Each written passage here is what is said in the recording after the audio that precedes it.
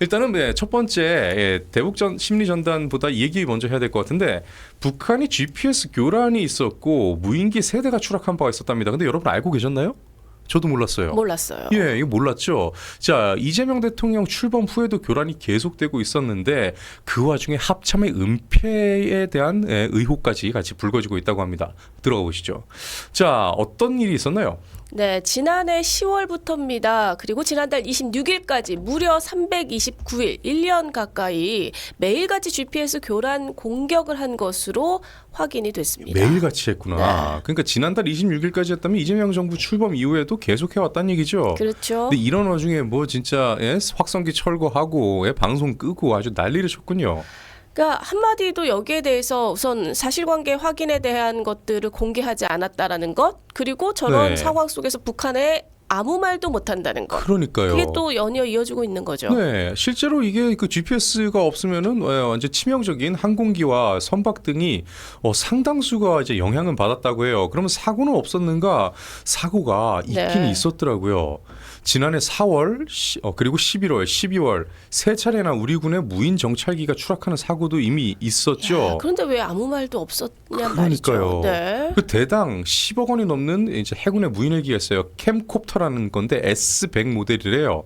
이게 지난해 4월 서해 서북도서 인근에 이제 추락을 했대요. 근데 이번에 이게 처음 밝혀진 거죠. 이거 아무도 몰랐어요, 이거. 네. 예. 근데 이게 뭐 까마귀 날자 배 떨어진다고 아직 사실관계는 조사를 해봐야 알 일이지만 북한이 황해남도에서 연평도를 향해서 GPS 교란 전파를 송출한 직후에 휙 하고 떨어졌대요. 이게 통제불능 상태에 빠진 이유가 결국 북한의 공격이었다 이렇게 네. 볼 수가 있는 거죠. 그런데 합참이 지난해 5월 말에 발표한 거 보세요. GPS 교란으로 인해서 군사작전 제한 사항은 없다라고 했었습니다. 우리 무인헬기가 떨어진 바가 있었는데 결국 이 얘기는 또 이제 합참이 은폐하려 했던 게 아니냐라는 지적이 나오는 거죠. 네. 최근 들어서 합참의 은폐가 이번에만 나온 게 아니잖아요. 얼마 전에 또 저희가 전달해 드린 바가 있었고, 그리고 지난해 12월에 정찰 무인기도 또 추락을 한 바가 있었고, 이게 다 군 소식통에 의하면은 북한의 GPS 교란 영향이다 이렇게 얘기가 나오고 있다고 합니다. 네, 그러니까 결과적으로 북한은 계속해서 우리 군과 관련된 여러 가지 행동에 제약이 될 수 있는 이러한 공격들을 계속해서 하고 있다라는 거잖아요. 그러니까요. 아니 네. 우리가 무슨 기술력이 없는 나라도 아니고 멀쩡하게 날아가다가 왜 떨어지냐고요. 이거 당연히 공격을 받았으니까 네. 떨어지는 거 아니에요. 이런 상황에서 우리가 지금 뭐 하고 있다고요? 바로 이겁니다. 홍 앵커님 이거 어떻게 생각하세요? 아니 뭐 놀랍진 않아요. 벌써 우리가 그렇죠? 여러 번 관련된 예. 얘기를 해서 근데 진짜 이렇게 되면은 우리 방송은 호들갑 방송은 죽어도 못하겠어요. 앵커님 계셔서. 네. 제가 또 그런 스타일이 그러니까 좋다고 봐요. 이거 좌파랑 달라야지. 네. 맞아. 그치. 배워야 되는데 제가 그게 안 돼요. 아니 달라야 돼. 달라야 돼. 놀랍지는 않습니다. 솔직히 네. 얘기하면. 뭐, 지금 우리가 계속해서 지금 올해 내내 전달을 해드리고 있잖아요. 네. 그리고 이재명 정부 들어서면서 너무 많은 것들이 있다 그러니까요. 보니까 뭐 이 정도쯤이야. 맞아요. 약간 이렇게 되는 것 같은데. 뭐 어디 한두 건이어야지. 그렇죠. 결국은 대북 심리적 자유의 소리 방송도 15년 만에 중단이 됐습니다. 맞습니다. 지난 2010년 3월 26일이었죠. 천안함 폭침 사건이 있었습니다. 그리고 5월부터 이 사건을 계기로 방송을 재개했는데 15년 만에 이 방송이 문을 닫게 생겼어요. 그렇죠. 자, 이건 국군 심리전단이 제작해서 송출하는 라디오 방송이거든요. 그래서 여기에서 보니까 이게 통상 오후 10시부터 다음날 오전 2시까지 4시간가량 이제 이 정비하는 시간 제외하고는 하루 종일 이걸 틀어놓는데요. 그러니까 이제 한마디로 병사들이 나와가지고 있는 동안에는 이 소리가 계속 들리는 거죠. 네. 여기 보니까 이게 재밌어요. 그 내용 이거 저도 듣고 싶더라고요. 북한 실상을 알리는 내용이 있고 가요도 틀어주고 그렇죠. 음악 또 국제 뉴스. 북한에서 못 듣는 거는 하여튼 다 틀어주는 거예요. 그래서 생각보다 예. 탈북하신 분들이 저 영향을 많이 받는다라는 증언들이 꽤 많아요. 아니 가요가 우리나라 가요가 이제 입에 감기잖아요. 그렇죠. 그래서 흥얼흥얼하다가 이게 막 너 조심해 막 이렇게 막 서로 이렇게 그렇죠. 막 경고도 하고 막 그런 데잖아요. 아니 왜 우리 하다못해 그래서 왜 수능 금지곡 같은 게 왜 나오겠어요? 맞아요, 그런 맞아요. 만큼 굉장히 중독성이 강한 음악들을 계속 그러니까요. 튼다고 하니까 네.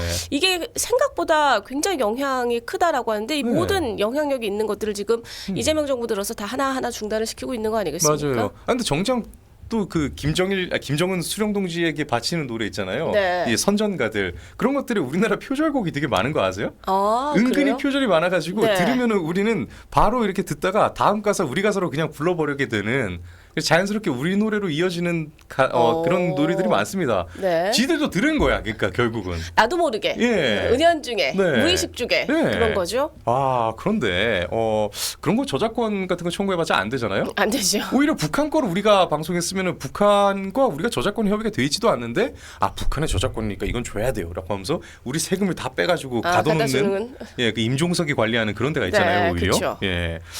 결국은 북한 주민들 사상을 뿌리부터 흔드는 이 대북 방송에 대해서 북한 정권이 흔들릴까 괜히 이제 북한과 이 관계가 경색될까 싶어가지고 네. 대북 유화책으로 내놨다고 하는데 북한이 그럼 우리나라에서 같이 여기에 화답으로 한 게 있나요? 없죠. 오히려 우리가 화답했잖아요. 북한 관련된 거 우리가 보겠다. 뭐 네. 그때 그러지 않았어요? 그러니까 영화든 영화부터 뭐든 시작해서 그죠? 다 풀겠다. 네. 물론 그 백날 풀어봤자 우리 국민들 그 유치해서 보지도 않겠지만 놀라워서 보겠죠. 신기해서 보고. 야 어떻게 이렇게 하지? 그죠. 뭐 이러면서. 네. 예. 그런데 북한은 오히려 대북 확성기를 철거는커녕 그 철거했다라는 것도 사실은 그 수리일 가능성이 상당히 높고. 다시 2개 추가했대잖아요. 오히려 전체로 보면은 대수가 늘어났어요. 늘어났어요. 예, 이런 와중에서 네. 계속 북한의 유화책이랍시고 꼬리를 내리고 있는 그러한 이 그쵸. 대한민국 정부입니다. 그리고 앞서서 왜 국가정보원이 했던 그 방송도 전면 중단했잖아요. 이거는 문재인 정부 때도 중단하지 않았었던 걸 맞아요. 중단했기 때문에 이제 뭐 북한에서 우리나라 관련된 이 소식을 듣기에는 지금 거의 불가능해지는 상황까지 만들려고 하는 것 같아요. 북한이 진짜로 고립이 됐군요. 이제. 네. 예, 그 헌법상 우리 국민들이 모든 부분에 있어서 고립이 되게 만들었던 거 이거 분명히 이거 헌법 수호의 의지가 없다라고 봐야 되지 않겠습니까? 네. 예, 이거 심각한 문제입니다. 이런 와중에서 남에 대해서는 그렇게도 또 완전히 그냥 칼날 같습니다. 이제는 대통령실까지 난리예요. 자, 용산에서 이진숙은 출마할 거면 그만둬라. 와, 그러니까 이진숙이라는 사람이 두렵긴 두렵나 봐요. 이 사람 하나 잡으려고 계속 날리고 그렇죠. 이 사람 하나를 못 꺾어가지고 방송 장악을 완수를 못 하고 있잖아요. 네. 장판파의 장비 같은 사람이에요. 그렇죠. 아니 그리고 네. 본인들이 지금 아무리 해도 굽적을 안 하니까 예. 이제 무슨 이런 좀 온갖 얘기를 지금 다 꺼내고 있는 거잖아요. 그러니까요. 방통위 아예 공중분해 시키겠다라고 예. 하는데 사실 이진숙이라는 사람의 몸집을 키워주고 있는 건 민주당이죠. 그러니까요. 네. 이게 그래서 이 전 정부가 이제 전 정부가 윤석열 이제 검찰총장을 키운 거랑 똑같은 시나리오로 흘러가는 게 아니냐. 네. 지금 이런 그렇죠. 지적도 나오고 있어요. 아니 그리고 저도 되게 인상 깊었어요. 그때 왜 필리버스터 할 때 유일하게 끝까지 남아서 있었던 사람 그렇죠. 이진숙 방통위원장이잖아요. 맞습니다. 그런 모습 정도는 보여줘야 되지 않을까. 네. 게다가 머리가 얼마나 좋은지 받아치는 논리가 매번 와 대박이다 이런 생각을 하게 만들어요. 네. 이번에도 똑같은 게 나왔거든요. 자 대통령실이 사퇴를 공개적으로 요구를 했잖아요. 대통령실에서 누구냐? 우상호. 야, 보통 정무수석이라면 옛날부터 이 정무수석이 하는 일은 여의도의 민원비서관이다 이런 얘기가 있습니다. 그러니까 한마디로 야당이 이제 뭐 불만을 갖고 있는 거를 다 듣고 그래서 뒤에서 옛날 같은 과거에는 뭐 교부금도 이렇게 몰래 좀 이렇게 네. 이제 그 지역구에 내려주게 뭐 힘을 쓰고 뭐 그랬다고 해요. 예, 그런 식으로 야당과 이 대화가 통하게 하는 그런 윤활제 역할을 해야 되는 사람인데 이 정무수석이라는 인간이 대구시장 출마할 거면 이진숙 그냥 그만두고 나가는 게 맞지 않느냐라고 네. 이렇게 공적인 자리에서 이야기를 했습니다. 아니 그리고 지금 우수석이 얘기한 것처럼 아무리 봐도 이분은 방통위원장을 하는 목적이 정치인 것 같다라고 얘기를 하는데 네. 아니 대표적인 사람 있잖아요 전현희. 네, 그 이 사람 사람도- 대박이었죠. 네, 그 사람도 정치하려고 끝까지 거기서 있었던 거 아닙니까? 맞아요. 네. 아니 전현희가 맞다면 이진숙도 맞는 거고 이진숙이 잘못됐다면 전현희도 같이 욕을 해야지 어떻게 하나만 하냐 이거예요. 그렇죠. 그러니까 우리의 이다르크 무엇이라고 얘기했냐 저 이거 와 대박이다라는 생각했어요. 네. 자 방통위원장 임기를 자꾸 못 마치게 지금 정부와 여당이 계속 난리를 치고 있잖아요. 그렇죠. 이진숙 위원장 이렇게 이야기합니다. 자 전달해 주시죠. 네, 방통위원장의 임기를 채우면 6월 3일로 예정된 지방선거 출마 불가능하다.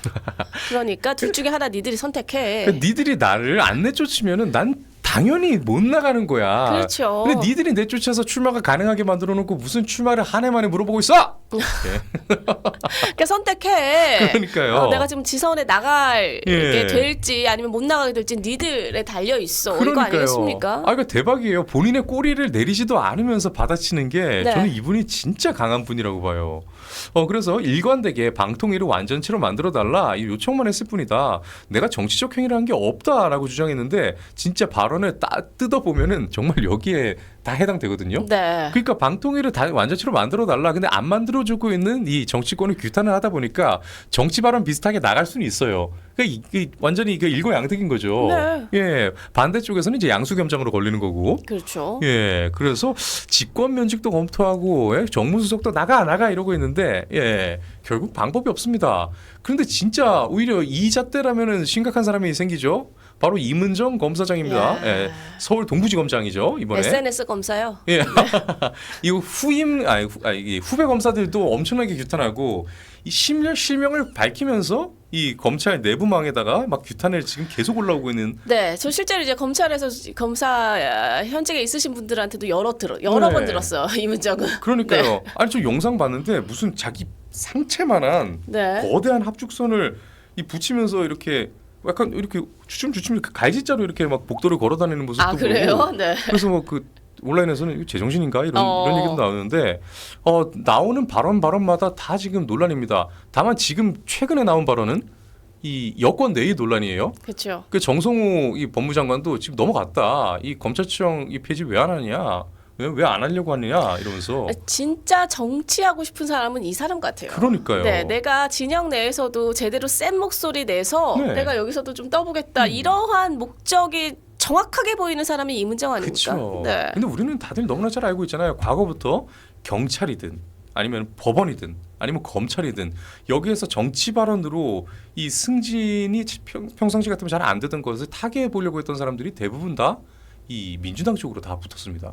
그쪽에서 공천을 받고 또 민주당 확실하게 또 공천을 해주죠 또. 그렇죠. 예, 내부에서 그렇게 목소리 한번 내면. 그러니까 대표적인 정치 검사가 이문정인데 아, 어디다 그러니까요. 정치적 중립성을 얘기를 합니까? 네. 지금 이진숙 지금 위원장과 관련해 가지고 사퇴 압박, 그러니까 직권 면직을 검토하겠다라고 대통령실에서 말을 한 게 그 이유가 지금 정치적 중립 의무를 위반했다라는 거잖아요. 그러니까요. 그렇게 따지면 이문정은요. 아, 그러니까요. 네, 이문정은요. 차제에 아예 그냥 전현이랑 이문정이랑 둘 다 경선을 붙여가지고 서울시장에 이기는 사람이 나가는 걸로. 어우 네. 정말 환장의 파티 뭐 이런 거 아니에요? 야, 그 토론을 볼만하겠네요. 네. 네. 자, 그렇습니다. 새벽뉴스 마지막 기사는 이걸로 잡았습니다. 네. 우리나라가 돈이 참 없죠 지금. 예, 가뜩이나 없는데 빚만 많은데 문재인은 442조를 스스로 혼자서 단독으로 만들어냈고. 네. 예, 그런 와중에 문재인 정권에 지나고 나니까 나라 빚이 1,000조가 넘었어요. 그런 와중에 지금 이재명 정부에서 돈을 또 뿌려댔잖아요. 가뜩이나 그래서 재정 지출에 대해서 구조조정을 한다 했는데 못 건드리는 부분이 있죠. 바로 내년 지방 선거와 관련된 부분입니다. 자, 교육교부금이 70조 규모래요. 그런데 칼을 안 대는지 못 대는지 아무튼 건드리지도 않고 있어요. 네. 시도교육청이 쌓아놓은 돈만 18조 나오는데 이거 뭔 얘기야? 내용 한번 들어가 보죠. 네. 지금 보면 예. 뭐 재정 정책 방향 이미 아시는 것처럼 내년도 예산을 어마어마하게 높였죠. 확장으로 전환을 했는데 네. 부족한 세수 보완하기 위해 뭐 역대 최대 규모의 지출 구조 조정을 추진한다라고 합니다. 네, 그런데 한마디로 이거 예산 집행 재구조화시키는 거죠. 그렇죠. 예. 그런데 정작 지방교육 재정 교부금, 즉 교육 교부금은 네. 굉장히 이게 국가 재정에서 차지하는 비중이 큼에도 불구하고 네. 지방선거 표심 의식해서 칼을 대지 못하고 있는 겁니다. 그렇습니다. 이 기재부에서 발표한 국가 채무 전망을 보시면 아주 한숨 퍽퍽 나오죠. 올해 이미 1,300조 이제 네. 넘어갔고 2029년 되면은 야 이게 그러니까 불과 4년밖에 안 걸려요. 이재명 대통령의 임기의 거의 끝자락이 되겠죠. 이때쯤 되면 1,800조에 육박을 한답니다. 그렇죠. 그거 자칫 잘못하면 2,000조 넘어갈 수도 있어요. 그러니까요. 네. 지금 프랑스가 국가 채무가 5,000조 정도 그렇죠. 돼가지고 지금 완전히 아예 그 신임 투표를 다시 한다 했죠. 뭐 예. IMF 얘기도 있죠. 그러니까요. 프랑스 같은 데도 그런데 우리는 저까지 가지도 못해요. 자, 지방교육청은 근데 곳간이 넘치고 있다고 합니다. 아니 그래서 그렇게 교육 그 교육감 예. 그렇게 많이들 하고 싶으신가 봐요. 그럼요. 좌파 네. 교육감들이 쓸 수 있는 예산이 어마어마해요. 어마어마한 거잖아요. 예. 그리고 좌파 교육감들은 돈이 계속 뿌립니다. 우리 애들 밥 좀 먹이자 그러면서 돈 더 뿌리겠다라고 하는 사람이 계속 교육감을 해가지고 학부모 간담회를 하면서 사실상의 이제 자기 선거운동이나 관련 다름없는 그러한 행사를 4년 내내 하는데 그렇죠. 우파 교육감이 이대로는 안 됩니다. 좀 줄여야 됩니다 하면 뭔 수로 이겨요. 이건 학부모들이 똑똑해지는 수밖에 방법이 없습니다. 그런데 이 학부모들이 계속 그런 좌파 교육감들한테 끌리고 있어요. 그것도 일단 근본적인 문제입니다. 교육교부금이 이제 상당히 문제인데 일단은 지방 교육재정 교부금이 어떻게 늘고 있었는지 이게 보면 2020년부터예요. 2020년부터 25년까지를 여러분께 보여드리려고 하는데요. 자. 55조 5천억이었던 게 불과 5년 사이에 70조 3천억으로 이렇게 펑 하고 뛰었어요. 그렇죠. 그럼 언제 가장 뛰었나 봤더니 2021년에서 2022년 넘어갈 때 이때 뛰었네요. 예. 그러네요. 그리고 이제 윤석열 정부 들어오니까 이게 확 뭐 이제 늘렸나 이런 생각도 드는데 아니면 문재인 정부 말렵에 이렇게 아예 그냥 늘리고 튀었나 이런 생각도 네. 들고. 근데 이때 어마어마하게 늘어서 그게 계속 지금 유지가 되고 있는 거예요. 여기 줄어든 구간이 공교롭게도 보면은 윤정부의 구간이랑 좀 겹치는군요. 그런데 여러분 꾸준하게 떨어지고 있는 게 있죠. 정작 제일 중요한 거 학생 수. 네. 예, 초중고 학생 수가 계속 줄고 있어요. 이거 모르는 사람 있나요? 없죠. 예. 우리나라 출생률이 전 세계적으로도 낮다라는 거 모르는 분 없으실 거예요. 그러니까요. 계속 네. 줄어들고 있는데 지방재정 교부금은 계속 늘어나고 있습니다. 즉 나눠줄 애들은 적어지는데 쓸 돈은 계속 늘어나고 있었던 거예요. 근데 이때 뭐 제가 기억해 정교조에서의 어떤 그 반발은 네. 아무리 그런 애들이 준다고 하더라도 하나하나 이 친구들한테 들어가는 게 많다 뭐 이런 얘기를 그때 많이 했던 것 같은데 그러니까요. 그래도 지금 결과적으로는 어쨌든 잉여금이 쌓이고 있다라는 거잖아요. 아니 심지어 폐교를 해야 되는데 폐교를 안 하고 단 한 명의 학생이 있어도 학교를 유지해야 된다라고 하면서 학생이 예를 들어서 10명이 안 돼요. 근데 학생이 10명이 안 되면은 선생님도 비례해가지고 한두 명만 둡니까? 네. 아니거든요. 그렇죠. 예, 분교라 해도 분교장 대행이 있고 분교장에 해당하는 사람이 있고 분교감도 있고요. 거기 병설 유치원까지 운영할 수도 있고요. 근데 분교가 아닌 경우도 지금 요즘에 이미 지금 인원수로 따지면 분교가 돼야 되는데 분교가 아니고 정식 학교로 인정을 받는 데가 지금 부지기수거든요. 어떤 학교는 우리나라 이 자국민 그러니까 원래 한국인이 한 명도 없고 다 이제 다문화로만 구성된 학교들도 많고 네. 그리고 저기 멀리에서 이미 그 학교가 심지어 문을 닫으면은 그 학생을 데리러 가는 이 셔틀 운영비도 있고 그래서 자기들은 쓸 돈이 많다 이거예요. 그러니까 자기들이 예산을 줄일 수가 없다는 겁니다. 그런데 진짜로 그러면은 쓸 돈이 없고 정말로 부족하냐? 2023년으로 한번 가보죠, 여러분. 2023년에만 다 쓰지 못한 교육 교부금이 얼마?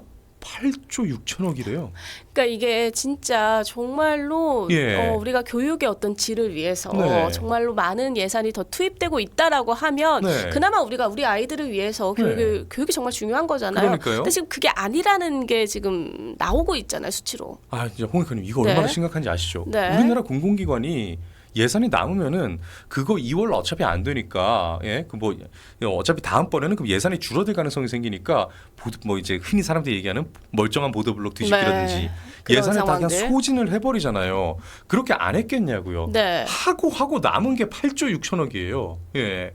이렇게 지금 다 쓰지도 못하고 쟁여놓은 현금성 자산 이런 것들이 2023년 말에 쟁여를 둔 게 뭐 예치금이나 채권 다 합치면 18조 6,975억 원이라고 합니다. 아니 그래서 저는 궁금한 게 이게 지금 남아서 이걸 줄인다고 했을 때 반발하는 게 과연 예. 학부모일까요? 전교조일까요? 아, 정교조겠죠, 당연히. 네. 학부모가 반발을 한다는 건 정교조가 그렇게 선동을 해서 그렇죠. 저는 예. 그럴 것 같다는 게 지금 문제가 아닐까 싶어요. 그러니까요. 네. 그래서 가장 그 취약한 애들의 케이스를 들고 와가지고 본인들이 이거 좌파식 교육 뭐 역사 아니면은 뭐 이제 성별 정책 이런 거 안 하면은 충분히 돌아갈 수 있는 자기들이 재구조하면 되는 걸 가지고 네. 본인들은 안 움직이고 가장 취약한 쪽 깎으면서 정부가 깎았어요 이런 식으로 선동을 하지 않겠습니까? 그렇죠. 예, 그렇게 되면 결국은 내년에 이제 지방선거에서 또 불리해질 테니까 정부도 여기에 대해서 전혀 건드리지 못하는 겁니다. 와, 정말 우리나라에 진짜 이 허경영좌의 말은 계속 이렇게 리마인드가 되는 것 같아요. 그렇죠. 그리고 이재명 입장에서 정교조는 나의 든든한 후원 백인데 이걸 그러니까요. 건드릴 이유가 있습니까? 맞습니다. 네. 나라에 돈이 없는 게 아니에요. 도둑놈들이 많은 겁니다. 네.